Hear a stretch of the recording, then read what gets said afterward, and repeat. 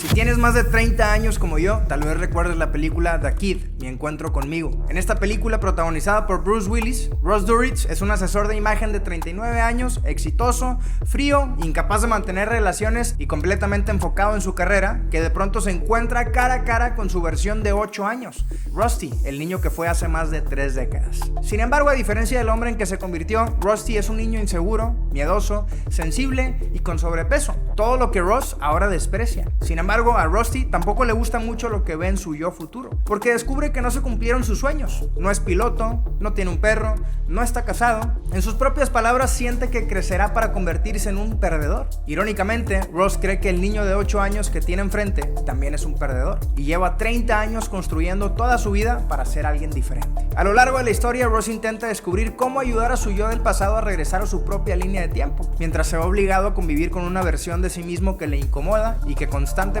le recuerda lo que intentó enterrar. Pero amigos, esta comedia dramática de fantasía tiene mucho más que ofrecer que solo entretenimiento. La película es en el fondo una historia sobre identidad, sobre quiénes somos y cómo es que nos convertimos en lo que somos, porque plantea una pregunta que todos deberíamos de hacernos.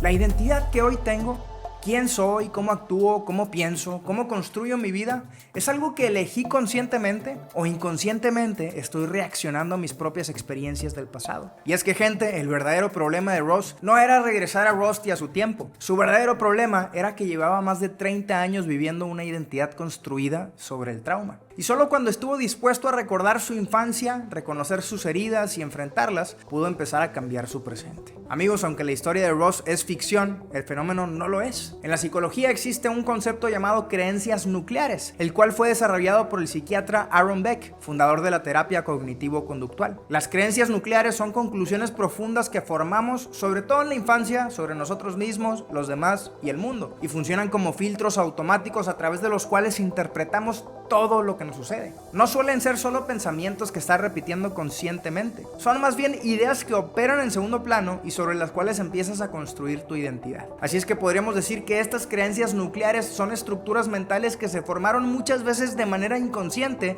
y que empiezan a moldear tu manera de reaccionar, de relacionarte con otros y de tomar decisiones. Muchas de estas pueden ser muy buenas. Una persona puede tener como creencias nucleares el que es capaz, valiosa, honesta o digno de amor, que puede equivocarse y aún así seguir siendo suficiente, que los conflictos no destruyen las relaciones y que el esfuerzo vale la pena. Sin embargo, amigos, a veces estas creencias nucleares también pueden estar afectándonos de manera negativa sin que nos demos cuenta, como por ejemplo, creer que si fallo soy un fracaso, o que no puedo confiar en nadie, o que si muestro debilidad o vulnerabilidad me van a lastimar, o que siempre me abandonan, o que mi valor depende de lo que logro, o que es mejor no intentarlo a quedar en ridículo. En el caso de Ross, estas creencias se podrían ver de distintas maneras. Nunca mostraba vulnerabilidad. De hecho, no había llorado desde que tenía 8 años. Estaba obsesionado con su imagen y con mantenerse delgado. No se comprometía en relaciones. Tenía una relación distante y resentida con su padre. Y no tenía problemas en manipular o mentirle a los demás si eso le ayudaba a ganar. Todo esto por experiencias que él había vivido de niño y que ni siquiera recordaba. Y amigos, esto es interesante porque la psicología del desarrollo muestra que muchas de nuestras creencias más profundas comienzan a formarse en la niñez, cuando todavía no tenemos la madurez emocional y cognitiva para reinterpretar lo que estamos viviendo. Y es que durante esos primeros años el cerebro está en etapa de alta plasticidad y el pensamiento crítico aún no está plenamente desarrollado. Así es que muchas de las experiencias que vivimos durante esa etapa no se analizan. Y ahora el cerebro infantil aprende de muchas maneras, pero hay 2 factores que tienen un impacto especialmente fuerte: la repetición y la intensidad emocional. La repetición es lo que los niños ven, escuchan y experimentan todos los días dentro y fuera de la casa. Las lecciones explícitas que les dan sus papás, la forma en que los corrigen, cómo reaccionan cuando el niño falla, si lo acompañan, si lo escuchan o si lo minimizan, o en la manera en la que interactúan con sus amigos o sus maestros. Pero la repetición también está en lo que los niños observan, porque como sabes, los niños aprenden más por lo que modelamos que por lo que les decimos. Por ejemplo, los niños observan cómo su papá reacciona frente a la frustración, o cómo su mamá habla de sí misma, cómo se hablan entre ellos como pareja, o cómo resuelven los problemas o los evitan.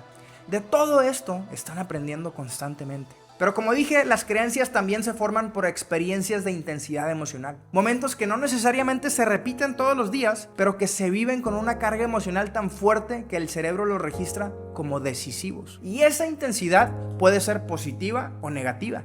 como por ejemplo una humillación pública, una pérdida inesperada o una escena o experiencia que el niño no tiene herramientas para procesar en ese momento. En el caso de Ross, la película nos muestra que de niño experimentó cosas que, aunque no recuerda, lo marcaron y terminaron por definir su vida. Por ejemplo, Rusty era bulleado en la escuela. Constantemente se burlaban de él y Ross cree que el sobrepeso tiene que ver con eso. De hecho, cuando ve a Rusty, se siente avergonzado de quién era. Por eso de adulto estaba obsesionado con el físico y por ganar a toda costa. Y ahora no estoy diciendo que cuidar el físico no sea importante, claro que lo es. La cosa es que Ross no lo hacía por su salud o por sentirse y verse mejor, sino por un trauma, por pensar que es un perdedor si tenía algo de sobrepeso. Luego, más adelante, la película nos muestra uno de los momentos más decisivos de su infancia, el evento que marcó el inicio de su tic nervioso. Después de una pelea en la escuela, su papá lo confronta y lo regaña de manera severa. Su papá le pregunta si quiere matar a su mamá. Esto porque su mamá tenía una enfermedad terminal y según él, el estrés podía acelerar su muerte. Y como Rusty está llorando,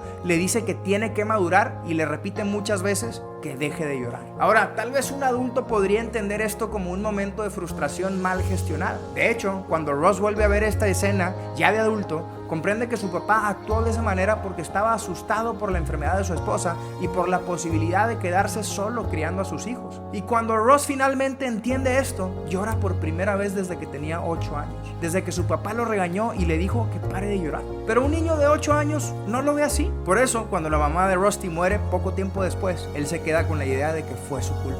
Además, imagínate cargar con eso por más de 30 años. Esa experiencia con su papá le dejó más que solo un tic nervioso en el ojo. Ser vulnerable es peligroso. Si fallo, algo terrible puede pasar. Sentir me mete en problemas.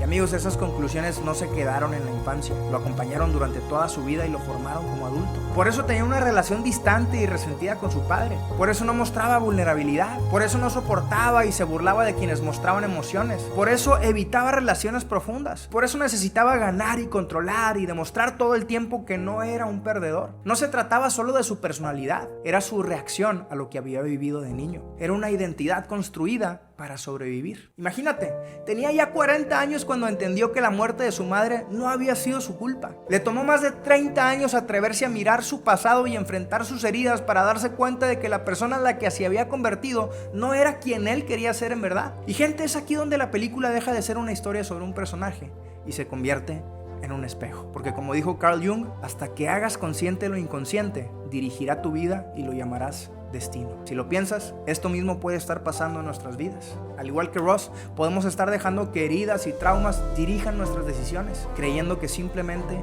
así somos. El psicólogo e investigador de la identidad humana, Dan McAdams, explica que las personas construyen su identidad como una historia narrativa. Es decir, nos contamos una historia sobre quiénes somos, sobre lo que nos pasó y sobre lo que esto significa. El problema, amigos, es que esa historia está construida sobre creencias nucleares que muchas veces ni siquiera hemos cuestionado. Y muchas veces esa historia fue escrita por un niño herido que intentaba sobrevivir. Sin embargo, aquí viene la buena noticia. Aunque el pasado no se puede cambiar, no todo está perdido. No puedes volver atrás y cambiar el comienzo, pero sí puedes empezar donde estás y cambiar el final. El pasado no tiene por qué definir tu futuro. Tu vida no tiene por qué seguir siendo guiada por el dolor. Puedes revisar la historia que te has estado contando. Puedes reinterpretar lo que viviste. Puedes dejar de reaccionar y empezar a elegir. Y no porque el dolor no haya sido real, sino porque tú puedes elegir sanar, perdonar, dejar ir y transformar lo que creías que era un destino ya definido. El psicólogo y escritor Viktor Frankl, sobreviviente del Holocausto, escribió que el ser humano puede perderlo todo excepto una cosa: la elección de la propia actitud ante la adversidad, decidir el propio camino. Esto significa que no eres tus circunstancias, no eres tus traumas y tampoco eres tu pasado. Sin embargo, sí eres responsable de lo que haces con eso, y esto hace toda la diferencia. Porque en el momento en el que dices, aunque esto me pasó a mí, no tiene por qué definirme, entonces tienes el poder de elegir quién vas a ser. En la película, Ross no podía evitar que su madre muriera o evitar el regaño de su padre. No podía reescribir su infancia, pero sí podía decidir que esa historia no siguiera gobernando su presente. ni que el dolor lo siguiera definiendo. Y al final se nos muestra que en el futuro pilotea un avión, tiene un perro, está casado, tiene familia y algo muy importante, por fin deja de verse a sí mismo como un perdedor. Amigos, con todo esto, ¿qué vas a hacer con eso que te pasó? Todos hemos heredado cosas de nuestro pasado que no nos agradan, pero hoy puedes mirar tu pasado sin quedarte atrapado en él, reconocer lo que te marcó sin permitir que te gobierne y sobre todo puedes dejar de llamar destino a tu presente para construir el futuro que quieres. Amigos, es momento de dejar el pasado atrás, de asumir responsabilidad por el presente, de dejar de reaccionar, de reescribir nuestra historia con esperanza y fe mientras abrazamos una nueva y mejor identidad. Porque gente, la identidad no solo se forma sin que te des cuenta, también se elige, se asume y se construye.